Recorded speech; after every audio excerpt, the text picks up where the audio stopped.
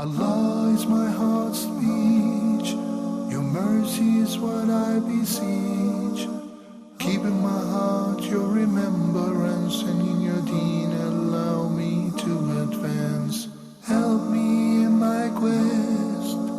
Permit me to pass the ultimate test. Help me in my quest. Permit me to pass the ultimate test. Assalamu alaikum wa rahmatullahi wa barakatuh. Bismillahir Rahmanir Rahim. Praise be to Allah alone. We all praise Him and we seek His help. Whomsoever Allah guides is the truly guided one, and whomsoever Allah leaves astray, none can show him guidance. May the best peace and blessings be upon Prophet Muhammad, peace be upon him. Brothers and sisters, welcome once again to a new live edition of your program Ask Huda. Our phone numbers, area code 002-011-2500-8679. Alternatively, area code 002-0100-246-4583. And the email addresses are ask@huda.tv, alternatively gardens@huda.tv. My Facebook page is Dr. Muhammad Salah Official. Without any further ado, and while you're trying to ring in, the first pending call from the previous episode is from Brother Zaki. Had 3 questions. All his questions were concerning the funeral prayer. He said, what is the wisdom behind shortening the funeral prayer? He means by that Salatul Jinaza is kind of brief and short, and it does not have ruku' and sujood. The whole purpose of the funeral prayer is to make a dua, to pray for the dead person, and to keep balance between gathering the righteous people, as many as we can, to make dua for the dead person, because the Prophet ﷺ, if 40 righteous men invoked Allah for forgiveness and to intercede for a dead person, Allah will accept their intercession. And meanwhile, keep balance between this and the importance of hurrying to bury the dead person, because it's a way of honoring the dead, to expedite the process of the burial. That's why it is criticized when somebody is about to lead the prayer, then he gives a speech. And he takes a long time giving a speech, because the prayer itself was prescribed short, to the point that the beginning invocation, which we recite in every prayer, whether fard or nafl, which is Allahumma ba'id bayni wa bayna dhunubi kama ba'adta bayna al-mashriq wal-maghrib, to the rest of the dua. Subhanak Allahumma wa bihamdika wa tabarak asmuka wa ta'ala jadduka wa la ilaha ghayruk, etc. All these supplications won't be recited. You just say A'udhu billahi minash shaitanir rajim, Bismillahir Rahmanir Rahim, and recite Surah Al-Fatiha, and that's it. Our first caller today, Assalamu alaikum, Brother Hamid from the KSA. Assalamu alaikum wa rahmatullahi wa barakatuh. Wa alaikum assalam wa rahmatullahi wa barakatuh. Brother Hamid, how are you? Fine, how are you, sir? By the grace of Allah, everybody is fine, alhamdulillah. Alhamdulillah, Rabbil Alameen. I have a couple of questions. Now, the first question is, we know that Almighty Allah tests His slaves through various trials. How one can know whether the trial is good for him or is a punishment for his sin? okay, Brother Hamid, I would like for you to explain furthermore what you meant by time. Brother Hamid. Yes, sir. Go ahead. Could you please repeat your question? The question is that we know that Almighty Allah tests us through various trials. Brother Hamid, unfortunately, How one can know? Brother Hamid, unfortunately, your voice is still breaking off. I can't hear a complete sentence. Try again, please. We know that Almighty Allah tests us through various trials. Okay.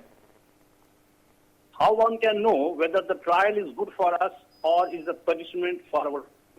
Okay, now I got your question. Okay. This is the first question. The second question is that our beloved Prophet ﷺ is reported to have said that a person who cuts off relations with his relatives shall not smell the fragrance of Jannah. Keeping this hadith in view, I have been doing all I can to keep good relations with my relatives and friends, but their attitude towards me and my family has been quite aggressive and disappointing. They have all along been creating troubles for me and my family. Yeah. Against this, I have always wished them well and prayed to Allah for their hidayah and to bless them with more than He has blessed me and my family. But their behavior with me and my family has been quite disturbing and indifferent. No. Although I have refrained from cutting off relations with them completely, yet I did cut down my visits and telephone calls to them, which I used to do so frequently before. However, I still continue to wishing them well and keep praying for their well-being and prosperity despite their hostile and disappointing attitude. Some of my other relations and friends are advising me that I should keep the normal relations with them as in the past, even if they harm me. I believe if I do so, it would make things worse and force me to cut off all the relations with them. Could you please let me know what will be my position in light of the above hadith? Thank you and Jazakallah. Okay, Barakallahu feek, Brother Hamid, Jazakallah khairan. Assalamu alaikum. Next caller is Sister Malak. Assalamu alaikum. Alaikum assalam wa rahmatullah. How are you, Sheikh? I'm fine, alhamdulillah. Thank you for asking. Alhamdulillah. I have a question for you. If somebody has a big calamity and they would like to give some money away for the sake of Allah so that Allah would ease their calamity as a sadaqah, what is the best way to spend it? Should they spend it on slaughtering an animal, or should they give it to the sick, or should they put it in building a masjid? What is the best way to spend it? Okay. And remember that the issue is they have a big calamity and they're offering this money for the sake of Allah in the hope that Allah would ease their difficulty. Okay. May Allah make it easy for you and for those whom you're asking on their behalf. Ameen. Any other questions? Okay. No, thank you. Thank you, Sister Malak. Brother Zaki's second question is with regards to waiting for the burial until somebody who is a very close relative of the dead person would arrive from a travel or whatever. If it is only a matter of a few hours or so, then it is okay. But to keep the person in the fridge for several days in order to wait for somebody who's coming from another continent and take a vacation and so on, basically the person can still offer the funeral prayer even after the burial process. There was a woman who used to clean up the masjid at the time of the Prophet ﷺ, and when she died, they did not inform the Prophet about her death. He missed her. And he said, where is this woman? They said she died and we buried her. The Prophet ﷺ was very offended and he said, هَلَّا آذَنْتُمُونِي, why didn't you tell me? In order to read her funeral prayer. They said, we didn't want to disturb you. So the Prophet ﷺ said, دُلُّونِي عَلَى قَبْرِهَا, show me where is her grave. Then he took a group of his companions and he went and he led another funeral prayer upon her grave. Assalamu alaikum wa rahmatullahi wa barakatuh. Brother Khurshid from United Arab Emirates. Assalamu alaikum. Wa alaikum assalam wa rahmatullahi wa barakatuh, Sheikh Salah. How are you? I'm fine, alhamdulillah. Thank you for asking. How's your family, sir? Everybody is fine by the grace of Allah, alhamdulillah. Alhamdulillah. Alhamdulillah. Sheikh Salah, my question is this: if a Muslim person marry with a Christian girl, No. it is necessary to take her in the Islam, or she can live as a Christian? Okay. Because one of my friend, he asked me this, so I was not having an answer. But what I feel, I didn't say to him that she has to come in the Islam. Then, otherwise, it will be a problem. So, can you just guide me so I can answer him? Okay. Thank you. Brother Zaki's third question, who should lead the funeral prayer? The person who has the closest relationship to the dead person and he is capable to lead the prayer. So if a child died, his father is more eligible than anybody else to lead the prayer. They said unless if it is a big masjid and has an imam al-ratib, an official imam, then it is his right to lead all the prayers including the funeral prayer, unless if he allows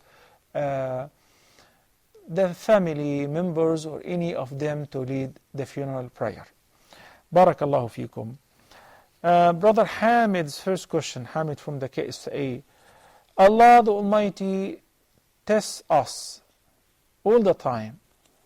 How do we know that this is a trial or mere punishment? Well, if the person, alhamdulillah, is fulfilling Allah's rights and he is doing his duties towards Allah and abstaining from sins and disobedience, then he is tested.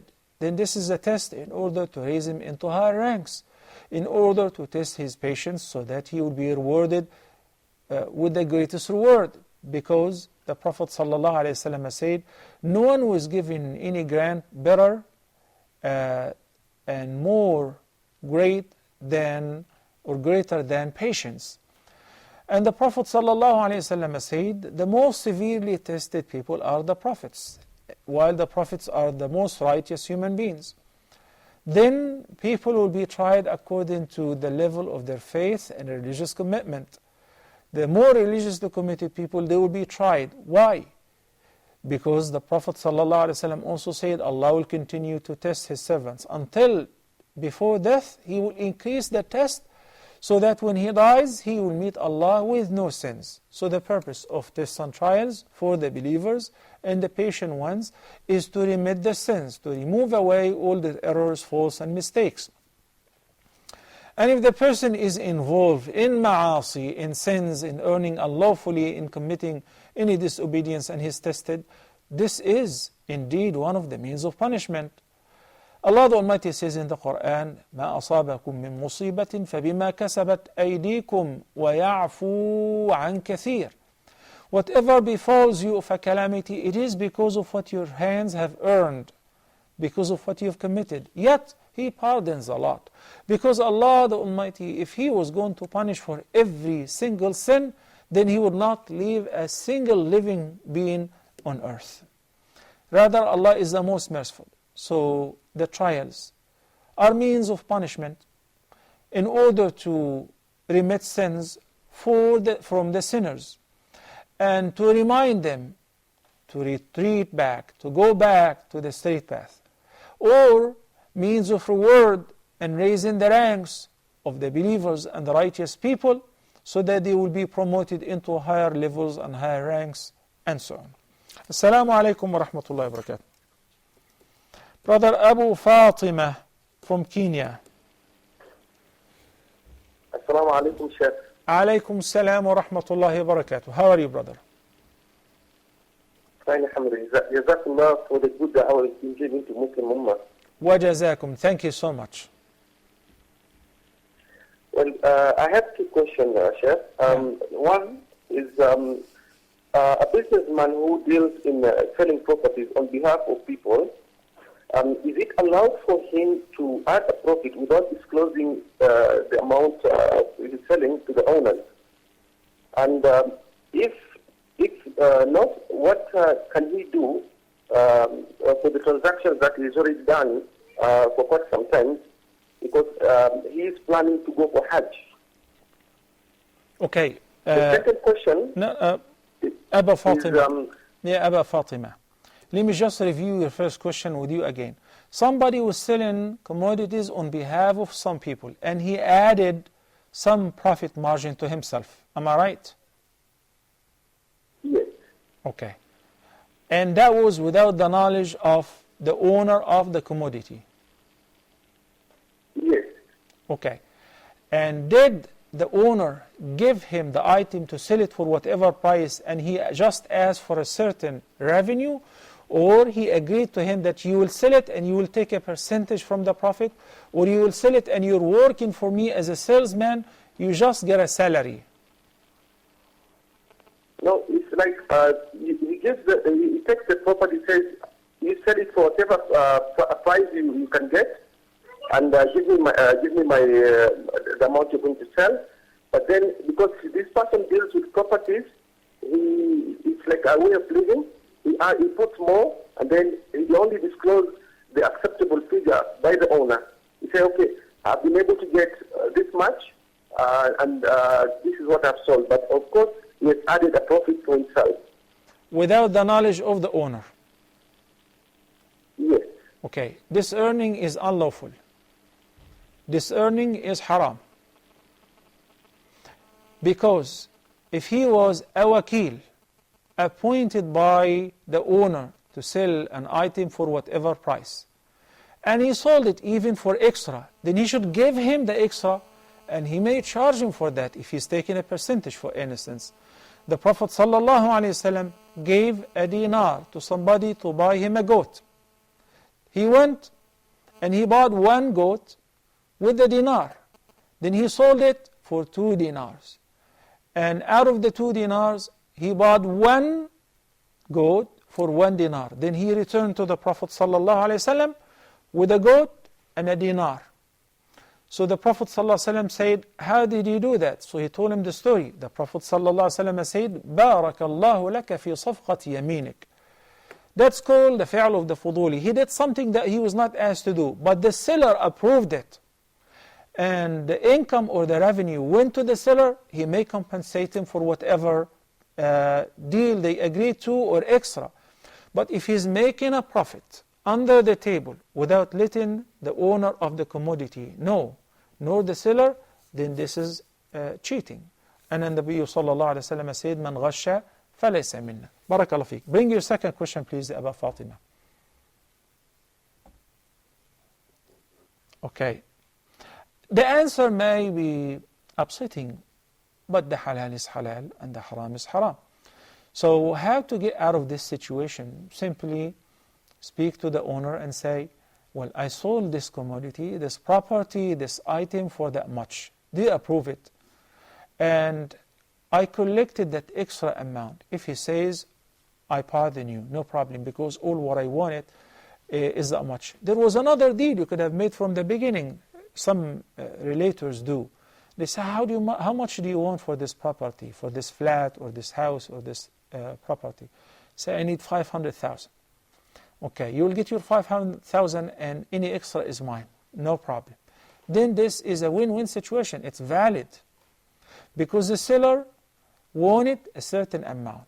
And he allowed his representative to earn any extra amount. Then this is an agreement. وَالْعَقْدُ شَرِيعَةُ الْمُتَعَاقِدَيْنِ. If they both agree to that, then it becomes permissible. Barakallah feek. Abu Fatima, please try again for the rest of your questions. Brother Hamid from the KSA. Severing the relationship is one of the worst sins which will incur the wrath in the hereafter and expedite the punishment in the life of this world. This is what the Prophet ﷺ said. There is no other sin which hasten the punishment in life in addition to the awaiting punishment in the hereafter other than or more than severing the relationship with the family members, of course.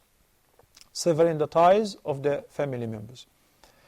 And there is no good deed that induces the reward and requires the reward immediately in the life of this world in addition to the awaiting reward more than upholding the ties of kinship.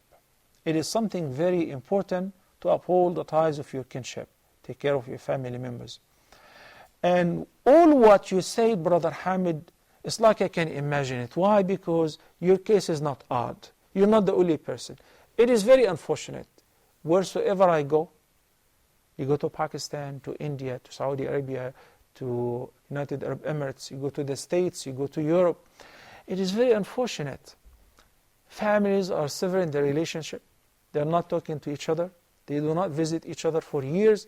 And accordingly, their descendants, their children, do not know who are their cousins. They do not talk to them, and so on. It is very unfortunate.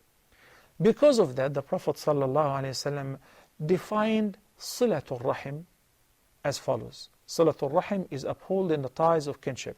He said, لَيْسَ الْوَاصِلُ مَنْ يَصِلُ مَنْ وَاصَلَهُ وَإِنَّمَا الْوَاصِلُ مَنْ يَصِلُ مَنْ قَطَعَهُ.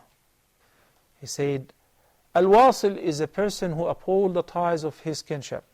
Is not the one who exchange visits, because he visited you, you visited them.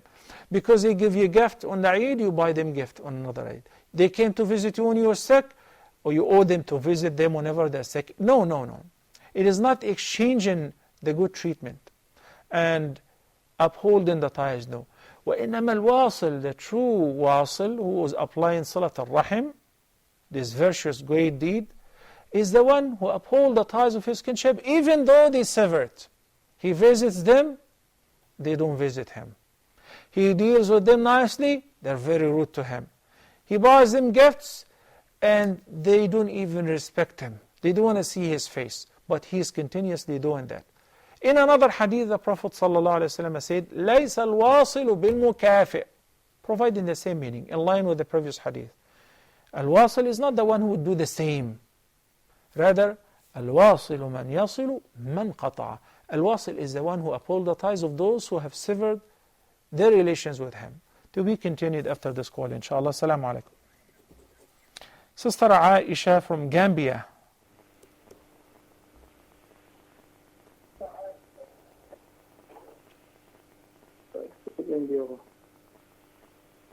Sister Aisha, can you hear me?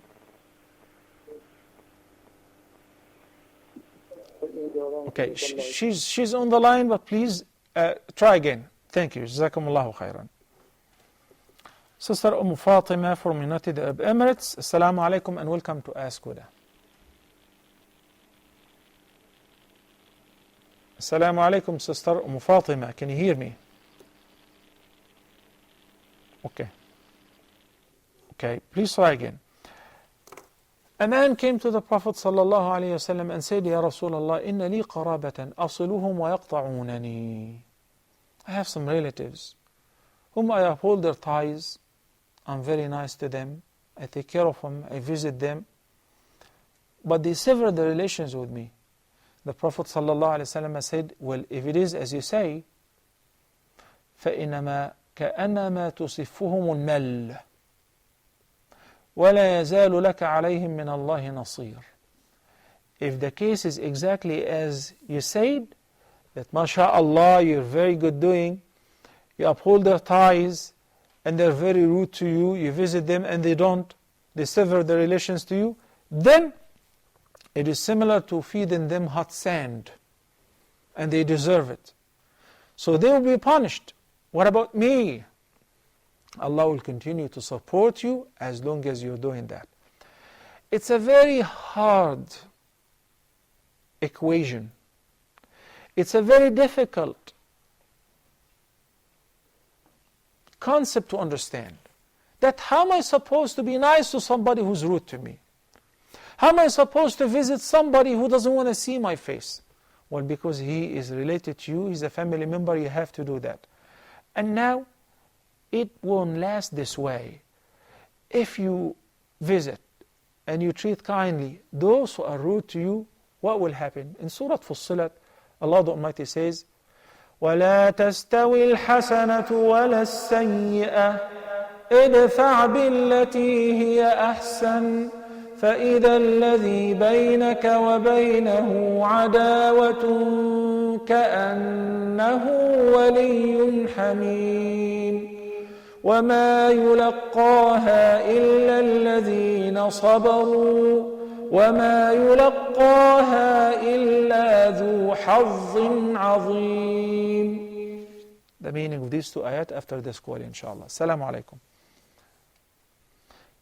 Sister Muhammad from United Arab Emirates. Assalamu alaikum wa rahmatullahi wa barakatuh. Wa alaikum assalam wa rahmatullahi wa barakatuh. How are you, sister? Sheikh, really, we are so happy that we saw you in Dubai. I am indeed the happiest, alhamdulillah. Thank you so much really, for the really, compliment. so exciting moment, really.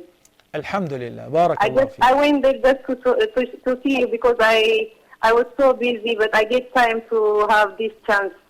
Alhamdulillah, barakallah fiki. Thank you, sister Muhammad. Alhamdulillah. My question is about Jum'ah, the greeting about Jum'ah. People are greeting each other, Jum'ah Mubarak. Okay. Any other questions? And I saw one of your video in YouTube that you say it's okay, it's no problem. But the early Muslim or the Sahaba or Rasul sallallahu alaihi wasallam, they don't used to greet each other on Jum'ah. Okay. But what's your opinion? Because I'm confused. As I know, it's not, it's bid'ah, like I count it like bid'ah. Barakallah fiqh. Any other questions? No, there is one question. Yeah. If husband and wife was separated for 10 years, and the woman, he didn't give a talaq officially. So after 10 years, when the daughter grow up, they got married again, but they don't do nikah. It's halal or how is it? Okay, again, husband and wife. They were separated for 10 years. Okay. So they are separated, but it's not divorce. But they are not asking each other, or they are not with each other anymore. But after 10 years, when their daughter grow up, she brings them together. So they are living together again, but there is no nikah. Okay, as long as they did not, It's valid? as long as he did not divorce her, and she did not file for a divorce, nor got a divorce from the court, the marriage is still valid. He's blameworthy for not supporting the family, but if she pardons him and she forgives him, she will be rewarded, and the marriage is still valid. Barakallah fiqh. We're going to take a short break, and we'll be back inshallah in a few minutes. Please stay tuned.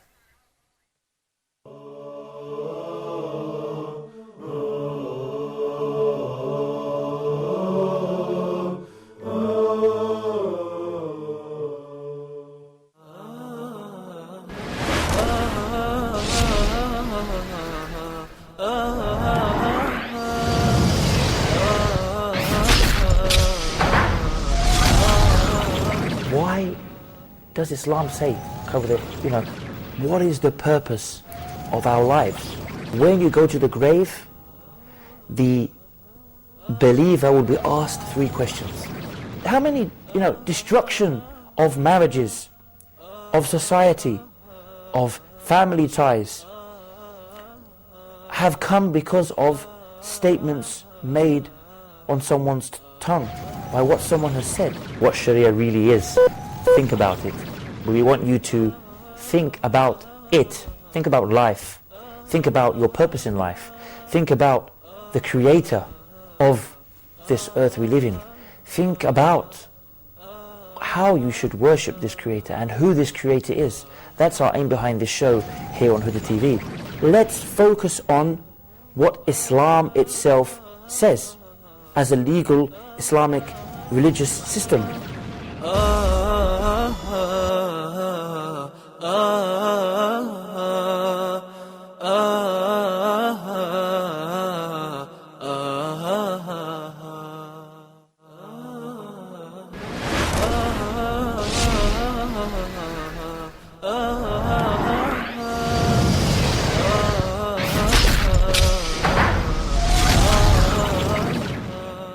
Do your part, a slogan often heard but rarely implemented.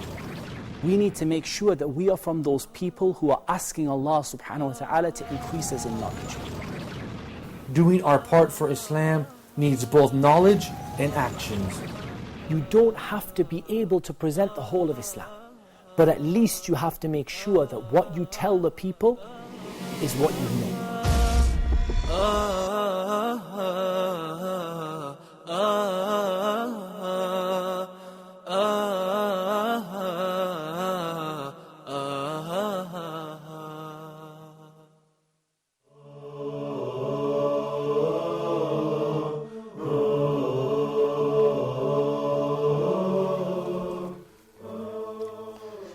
Assalamu alaikum wa rahmatullahi wa barakatuh, and welcome back. Sister Muhammad from United Arab Emirates, who called right before the break, just reminded me that in the last episode on Sunday night, I promised that I should share something with you very interesting about Ask Huda and about Allah's decree. Upon my return, I normally book my tickets so that I will be able to catch the program. I am very keen, no matter where I'm coming from California, from Texas, from Japan, from anywhere. I try to do my best to book the tickets so that I would have a couple hours between landing and arriving to the media city and going to the studio and so on. Unfortunately, on Sunday, the plane stayed on the runway for over an hour. So there was like an hour and a half delay. So we came late. And when we arrived late to pick up the luggage also, there was a delay. So there was only 40 minutes. It was like 7:20 Cairo time. And the program is aired at 8 p.m. 20 minutes. And I did not really get in the car. So I had to call the management in the studio and say, go ahead and cancel the program and put a pre-recorded episode because I won't be able to make it. In regular times, it takes like a couple hours. And the driver figured out that we're not rushing, so he slowed down and we're driving very carefully and everything. And this is a very rush hour. Then, on the way home, and while passing by the media city, I looked in the clock in the car, and it was 8 o'clock, and I couldn't believe myself. How did we make it in only 40 minutes? Really? And I couldn't believe myself. So I picked up the phone and I asked them, would it be possible to go live? They said we already gave an order to the Nilesat to put a pre-recorded episode instead. Let's see what we can do. So by the time they made calls and so on, they came back to me and said, I guess we can make it. So you have to go through security and checkpoints and all of that to go to the media city. All of that happened. And I believe that Allah subhanahu wa ta'ala held the time that it was not moving. Everybody, even those who went to pray and went for their business, the director was told that we're not going live today, so he decided not to come, but he was fueling his car next to the media city, so he was told, we're going live. Everybody was rushing, and we made it. And we received so many calls, subhanallah, and by the grace of Allah, I believe I answered over 20 questions. Over 20 questions in the last episode, after already giving an order of cancellation, because it was impossible. After that, brothers and sisters, really one should not say to anything impossible. إِلَّا أَن يَشَاءَ اللَّهُ. Allah the Almighty says, وَمَا تَشَاءُونَ إِلَّا أَن يَشَاءَ اللَّهُ إِنَّ اللَّهَ كَانَ عَلِيمًا حَكِيمًا. You do not will unless if Allah wills. Till this moment, I can't figure out how did this happen, but Allah subhanahu wa ta'ala made it happen. إِنَّمَا أَمْرُهُ إِذَا أَرَادَ شَيْئًا أَن يَقُولَ لَهُ كُن فَيَكُونُ. And today in Maghrib, I was leading the prayer, and I recited in Surah Al-Dhariyat how Sarah, Prophet Ibrahim's wife, heard the conversation between the angels, Jibreel and Israfil and Mikael, whom Prophet Ibrahim a.s. offered them the food, and he brought a broiled calf, and they didn't eat. He said, who are you? And they said, we're angels, and we're here to give you the glad tidings that you would have a child and your wife will conceive. And she was over 80. In addition to, she was already sterile when she was young. فَصَكَّتْ وَجْهَهَا وَقَالَتْ عَجُوزٌ عَقِيمٌ. She slapped her face and she said, عَجُوز and عَقِيم. I'm already senile. And in addition to, I'm sterile. قَالُوا كَذَلِكِ قَالَ رَبُّكَ. This is what your Lord have decided and said. إِنَّهُ هُوَ الْحَكِيمُ الْعَلِيمُ. He is the most wise, the all-wise, the all-knowing. So brothers and sisters, always have hope in Allah subhanahu wa ta'ala and despair not. And don't you ever say to anything that it is impossible to happen. The impossible for Allah is very easy to take place. إِنَّمَا أَمْرُهُ إِذَا أَرَادَ شَيْئًا أَن يَقُولَ لَهُ كُن فَيَكُونُ. His command, whenever He wants to do anything, He just says to it, be, and it is. And by the way, because we did not have cameramen, we did not have this and that, we helped each other to set up the studio and the lighting, and one person set up all the cameras, or couple of cameras, and I don't think the viewers notice any change. This is all by the leave of Allah subhanahu wa ta'ala. فَالْحَمْدُ لِلَّهِ فِي الْأُولَى وَالْآخِرَةِ. All praise to Allah for everything, in the beginning and by the end. Assalamu alaikum wa rahmatullahi wa barakatuh. Brother Faisal from United Arab Emirates. Wa alaikum assalam wa rahmatullahi wa barakatuh. Go ahead, Brother Faisal. Yes, sir. How are you doing, Sheikh? I'm fine, alhamdulillah. Thank you for asking. Alhamdulillah. I have two questions. One is regarding Hajj. In Islam, it's just a clarification. We are very strict on, the women and men being separate, not mixing with non-mahrams. But during Hajj and Umrah, the ladies and men are all mixing, and there are mahram and non-mahram touching each other, and it's too tight. So just a clarification on that how do we defend this in front of, somebody, a non-Muslim asking a question to me? How will I clarify this? Okay. Barakallah feek. Okay. Thank you, Brother Faisal. Next, Brother Muhammad from the KSA. Assalamu alaikum. Wa alaikum salam, Shaykh. How are you, Shaykh? I'm fine, alhamdulillah. Thank you for asking. Welcome, alhamdulillah. Shaykh, I have a question. Actually, in this coming Ramadan, I am planning to spend my last 10 days in Haram. And I mean in Makkah Haram. And I wish to do like that. So can you please, Ben, tell me, is there a lot of benefits with that one, especially in the Haram, that 10 days? That's my question, Shaykh. Wonderful. Barakallah feek. Assalamu alaikum. Wa alaikum assalam wa rahmatullahi wa barakatuh. Thank you, Brother Muhammad. Barakallah feek. Malak, Sister Malak, said that she has an issue or a crisis, or whoever does have this, and they want to give in a charity in order to remove or get a relief from this crisis. That is the best thing that you can do besides making dua, because giving in a charity would lift and remove and protect against the anger of God. صدقة السر تطفئ غضب الرب, especially given in a charity secretly. Her question is, which way should we give in a charity? And there are many means of giving in a charity, to build a masjid, to an orphanage, whatever you think is in need most at this time. Somebody that is going through a surgery and they're in need, then he's more worthy than an orphanage. An orphanage is threatened to shut down because they don't have fund. It's more worthy. Somebody is laid off and they don't have enough fund to provide for their families, fine. So basically, if you know those who are in need, right now there is a camp, Al Yarmouk camp in Syria. We all see that thousands of Muslims in Syria are dying out of hunger, while millions of Muslims are dumping extra food that they waste in every single meal.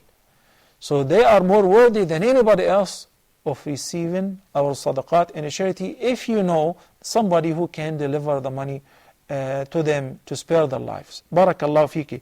And make plenty of dua, and we seize this opportunity. We ask Allah subhanahu wa ta'ala to make it easy for you and for your family. Ameen. Assalamu alaikum wa rahmatullahi wa barakatuh. Sister Aisha from Gambia. Sister Aisha again. Okay. Wa alaikum salam wa rahmatullahi wa barakatuh. Go ahead, please. Hello. Thank you very much for the program. I always listen to it every day. And I'm very happy today to get in touch with you people. May God bless you.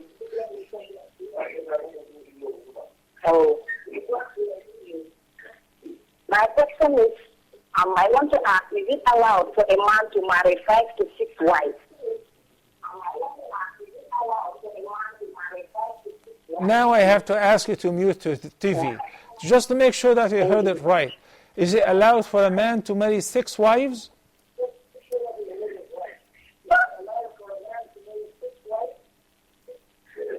Yes. Okay, mute your TV, sister. Thank you. I got your question. Barakallahu feek. I think one can barely make it to marry once. Now you're talking about 6 wives, mashallah. Of course, it is not permissible. And if he does and takes more than 4 wives at a time, then the other 2 relationships are perceived as adultery, of course. Assalamu alaikum wa rahmatullahi wa barakatuh. Brother Abu Bakr from Nigeria, assalamu alaikum.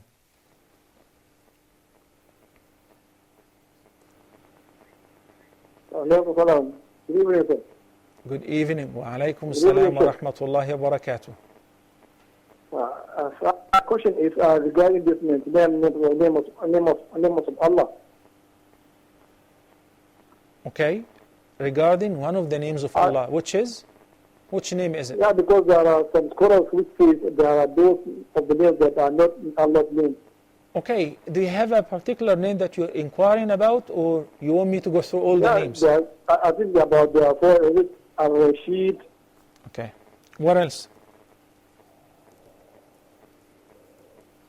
I can't remember the name, but about four of them are Okay. Let me elaborate on this, inshallah. Do you have any other questions? No, sir. Thank you. Okay, thank you. Barakallah feek. Brother Khurshid from United Arab Emirates says, if a Muslim marries a Christian woman, does she have to accept Islam? Well, she doesn't have to accept Islam. It would be best if she does. But why the ruling was stated in the first place in ayah number 5 of Surah Al-Ma'idah, in which Allah subhanahu wa ta'ala says, اليوم أحل لكم الطيبات وطعام الذين أوتوا الكتاب حل لكم وطعامكم حل لهم والمحصنات من المؤمنات والمحصنات من الذين أوتوا الكتاب من قبلكم إذا آتيتموهن أجورهن محصنين غير مسافحين ولا متخذي أخدان.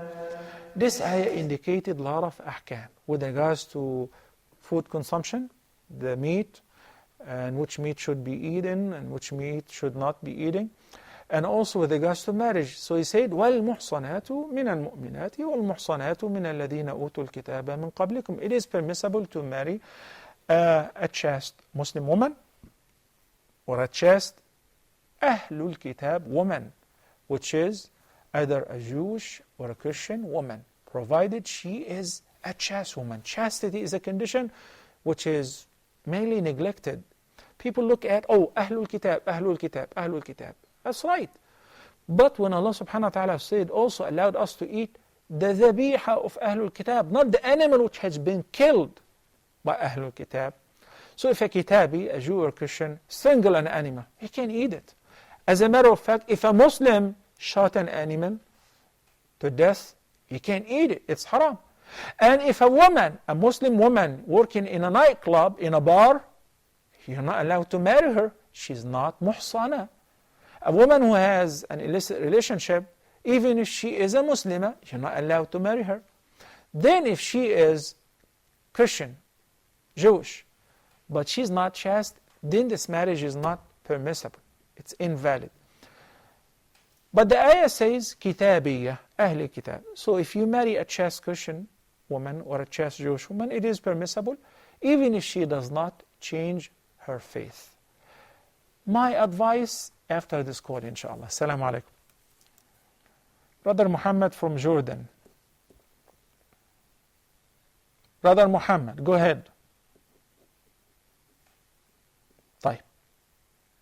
Okay, thank you so much. My advice, and I'm not making the halal haram. May Allah forgive me and may Allah have mercy on all of us. I seek refuge with Allah against making a lawful thing unlawful. It's just an advice. Don't you marry a non-Muslim woman. Don't you marry a non-Muslim woman, particularly in a non-Muslim country. Why? Just to block the means. Because you may die and leave behind children who would end up being non-Muslims. Even if you are still living, if you pick up a fight with your wife and she is in her country, you may be deported, you may be jailed, even if you're right 100%, but the law is blind. Okay? You may be kicked out of the country and leave behind a kid or bunch of kids who would end up being non-Muslims. How could you say that? I'm saying that because I have seen thousands of cases. Our youth who travel abroad, and I give them the benefit of doubt. Why? Because they're being oppressed in their Muslim countries. They can't find jobs. The unemployment rate is very high. It's very terrible. They're not being respected, whatever the reason is. But they travel. Number one, they're looking for residency. So the first thing to do is to marry. So they marry a non-Muslim woman. And I have even received some questions and emails recently which are repetitive. Once they get the green card or residency or they get their papers, now they realize that they made a mistake. They made an error. They made the wrong choice. But you already have 3 and 4 kids. Oh no, I can't live with her anymore. She's a kafira. She's not Muslim. And she eats pork. She's been eating pork so long as you're waiting for your green card. She's been drinking. And I know some people, some Muslim people who were born in Mecca, and they used to buy the drink, the wine, to their wives for the papers. So be very careful. Do not purchase the dunya for the price of al-akhirah. It is not worth it. It is not worth it. If I have like 60, 70 hours to share with you some of the stories of those whom I was assisting, helping, or counseling, then you would definitely not make this error again. You would not learn the hard way. Find a chaste Muslim woman, and Allah is Ar-Razaq Dhul Quwwat Al-Mateen. He is the ever provider. Don't worry about the rizq and the provision. Work hard, Allah will provide for you, inshallah. Again, I'm not making the halal haram. And there are some exceptions, of course. But I'm saying in order to block the means of one day regretting because you're going to see your child, your son or your daughter playing the piano in the Sunday service in the church, you have no authority over your child. I have seen that. I have seen parents regretting, wishing that they didn't get the green card or residency or the passport, and they would be free from all these sins and burdens. But it is too late. So beforehand, this is an advice. You may take it, you may leave it. May Allah the Almighty guide all of us to what is best. Sister Muhammad, for saying Jumu'ah Mubarakah. Yes, I remember the answer. I said, if one greeted you with saying Jumu'ah Mubarakah, answer him by saying Jumu'ah Mubarakah, or same to you. It's a dua. It's an invocation. Is it prescribed to be said on every Friday? No. Well, if somebody in the morning said, you have a good day, you too. Same to you. No problem. You answer him by wishing him a good day, wishing him or her to have a good Friday, a good Eid, a good occasion, no problem. But there is no greeting for Friday to say Jumu'ah Mubarakah prescribed as a dua or similar to the Eid, Eid Mubarak. No. But if somebody greeted you by saying Jumu'ah Mubarakah, say same to you. As long as it is not habitual, as long as you do not perceive it as a prophetic tradition that you have to do it, or it is recommended to do it every Friday. If somebody wished you a blessed day, a blessed night, a blessed moment, a blessed work, wish him or her the same. We ran out of time, and inshallah Azza wa Jal, in the beginning of the next episode, I will answer Faisal, Muhammad, and brother Abu Bakr. Barakallahu fikum. Until next time, Assalamu alaikum wa rahmatullahi wa barakatuh. Allah is my heart's speech. Your mercy is what I beseech. Keep in my heart your remembrance, and in your deen allow me to advance. Help me in my quest. Permit me to pass the ultimate test.